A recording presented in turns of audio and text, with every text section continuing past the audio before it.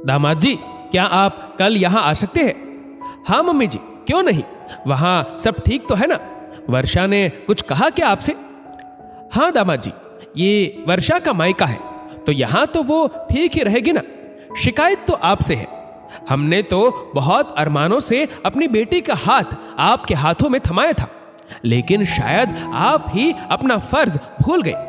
अब मैं फोन पर ज्यादा बात नहीं करना चाहती, अब तो आमने सामने ही बात होगी।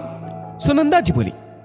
जी हाँ मम्मी जी, मुझे भी आप सबसे बात करनी है, मैं आ रहा हूं कल।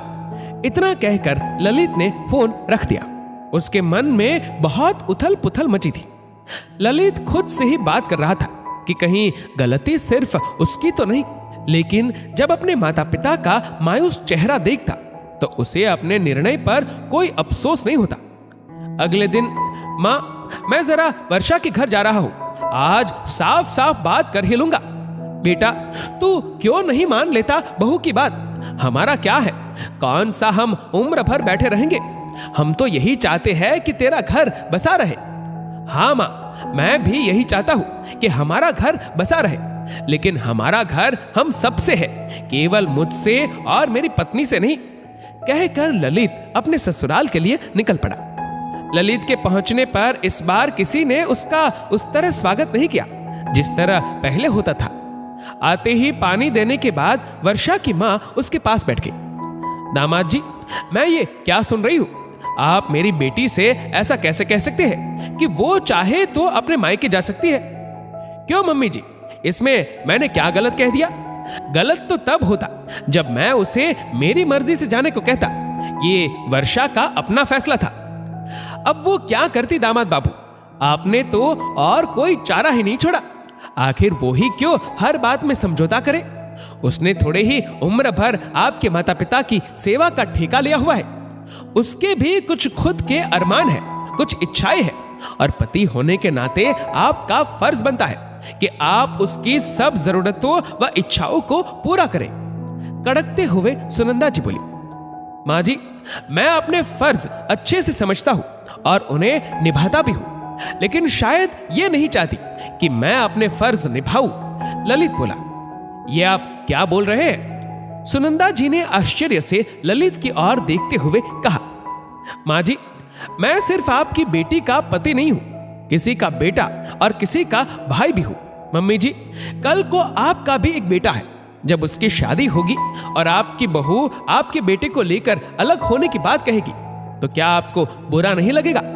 हर माता पिता अपने बच्चों को इस उम्मीद से पालते पोसते हैं कि बुढ़ापे में वो उनका सहारा बनेंगे।